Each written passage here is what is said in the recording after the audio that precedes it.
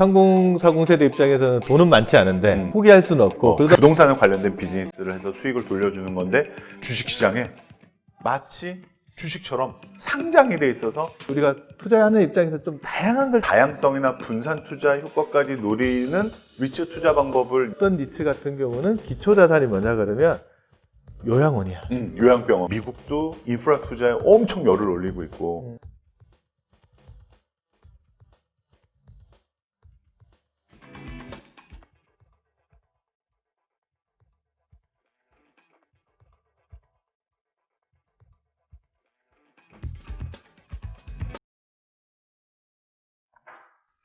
이번 시간에는 좀 작은 돈 가지고 부동산에 투자하는 방법에 대해서 좀 이야기를 한번 해볼까?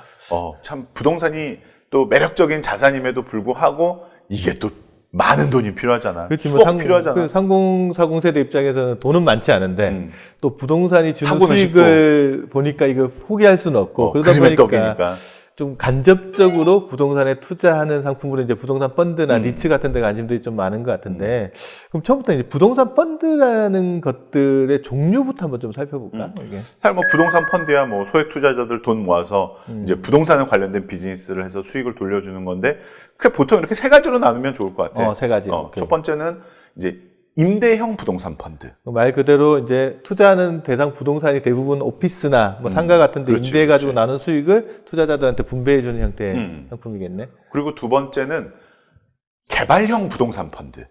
디벨로핑.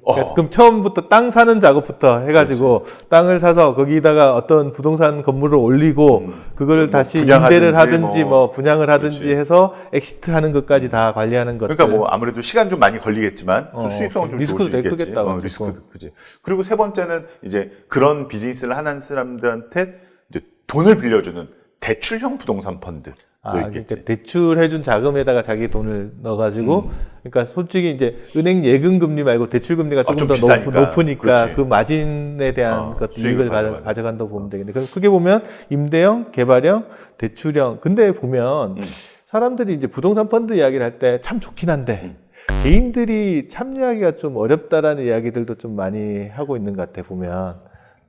특히 뭐 주식형 펀드나 채권형 펀드는 여러 주식, 여러 채권에 분산 투자하니까 이게 좀 마음이 좀 놓이는데 이 부동산 펀드는 대부분 하나 아니면 두 개, 거의 약간 이제 몰빵 투자처럼 큰 빌딩 하나만 가지고 있는 부동산 펀드 이러니까 이 빌딩이 잘 될지 안 될지 이런 것들이 좀 불안한 그런 면들도 좀 있는 것 같고 또 이제 부동산이 뭐 팔려야 돈을 줄 수 있는 거니까 주식 채권처럼 뭐 쉽게 팔릴 수 있는 게 아니니까 그런 유동성 이런 거에서도 좀 부족한 그런 좀 단점도 좀 있긴 하지. 뭐 보통 부동산 펀드가 부동산에 투자하는 상품을 구분할 때보다 부동산 펀드가 있고 뭐 리츠가 있고 이렇게 구분하는데 일반인들 입장에서는 그런 구분보다는 투자하는 대상이 내가 거래하기 좀 편하냐 아니냐에 따라서 이제 이게 주식시장에 상장되어 있는 게 있고 상장되어 있지 않은 게 있잖아. 그 리츠 같은 게 요즘 보면은 주식시장에 상장되어 있으니까 근데 사람들이 잠깐 거래하기가 좀 편하지 않나? 이 리츠 과자랑 헷갈릴 것 같아서 한번 짚고 넘어갈게. 그치.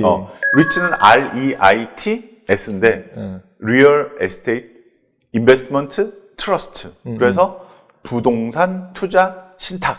근데 이 가장 큰 차이점은 뭐냐면은 이거지. 주식시장에 마치 주식처럼 상장이 돼 있어서 거래가 된다는 거. 그러니까 이게 매력적. 리츠에 투자하는 방법은 크게 이제 처음에 리츠 상품을 개발해서 내놓을 때 공모시장에 들어가 참여하는 방법이 있고, 그렇지. 그러니까 일단 일종의 발행시장 같은 데 들어가 사는 게 있고, 일단 주식시장에 상장되어 있는 것들을 자기가 유통시장에서 사는 방법. 두 가지 방법들에 투자를 하는데, 어찌됐든 이제 개인 입장에서 투자를 한다 그러면, 리츠라는 거는 껍데기고, 그 안에 어떤 부동산이 들어있는지를 좀 쳐다보는 게 중요하겠네. 한국의 리츠 안에는 내가 들어가서 상품들을 이렇게 보면 오피스, 그러니까 우리가 소위 말하는 사무실 오피스를 투자하거나 아니면 요즘 나오는 것들은 뭐 어떤 리테일, 그러니까 유통회사의 백화점이나 뭐 마트 같은 것들을 기초자산으로 하고 있는 것들이 많더라고. 그런 데다가 이제 개수가 보통 하나에서 한 5개 사이 정도 이렇게 되다 보니까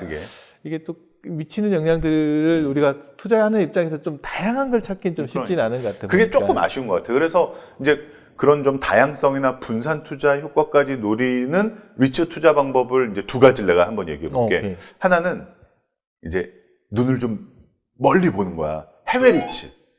왜냐면 뭐 미국이나 일본, 싱가포르 이런 나라들은 리츠 시장이 어마어마하게 잘 발달돼가지고 이 리츠 하나가 보유하고 있는 빌딩 개수가 막 100개가 넘는 데도 있고 어마어마하더라고. 그러니까 이게 보통 보면 투자 상품의, 그러니까 투자 대상, 기초 자산의 뭐 투자 대상 부동산의 물건 숫자도 중요한데 다양성을 좀 볼 필요가 있는 것 같아요. 종류. 내가 보니까 이제 내가 재밌게 본 것들 어떤 거 맞냐 그러면 어떤 니츠 같은 경우는 기초 자산이 뭐냐 그러면 요양원이야.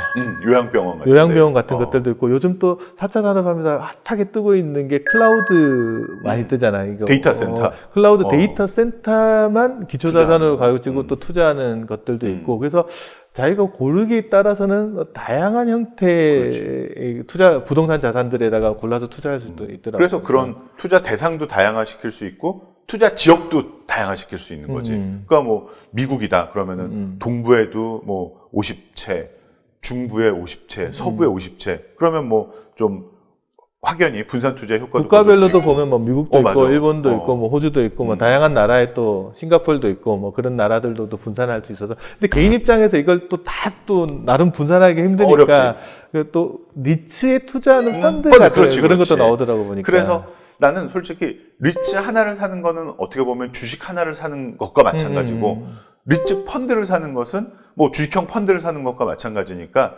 일반 투자자 입장에서는 그 리츠를 어떤 걸 고를까 고민하지 말고 그냥 여러 리츠를 투자하고 있는 리츠 펀드에 가입하는 것도 굉장히 좋은 것 같아요. 근데 해외 리츠 같은 걸 투자할 때 금방 말했듯이 펀드를 통해서 간접적으로 리츠에 투자하는 방법이 있고 직접적으로 자기가 리츠를 사는 방법이 있잖아요. 이게 세금상에도 약간 차이가 있다고 그러던데 보니까. 그러니까 해외 리츠 같은 경우에는 주식을 사는 거니까 만약에 이거를 팔게 되면은 이제 양도소득세를 내야 되고 매매 차익 난 거에 대해서 돈을 벌었을 때 그리고 리츠에서 나오는 그 배당금은 배당소득세고 근데 리츠 펀드를 투자해서 돈을 벌면 이거는 뭐 펀드에서 돈을 번 거니까 이제 배당소득세 원천징수세율은 15.4%. 금융소득 종합과세, 뭐 30세대 40에 그런 분들은 많지는 않겠지만 혹시라도 이제 금융소득 종합과세나 이자나 배당소득이 많은 사람들 같으면 매매 차익이 다 배당소득으로 가는 이제 간접 투자보다는 직접적으로 바로 리츠를 사는 것도 한번 생각은 해봐야 되겠네요. 그렇지. 양도소득세가 해외 주식 같은 경우에는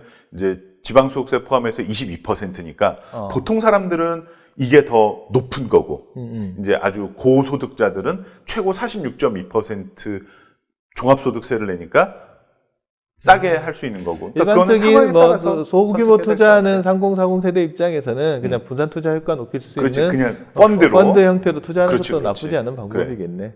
근데 지금 뭐 개별 부동산들이나 뭐 이런 것들에 투자하는 것들은 이야기를 해봤는데 조금 더 긴 관점에서 예를 들어 뭐 인프라 같은 데 투자하는 것들도 있지 않나? 그리고 사실 인프라도 넓게 보면은 부동산이니까 뭐 대표적으로는 뭐 유료 도로, 터널, 뭐 항만, 공항 또 뭐가 있을까?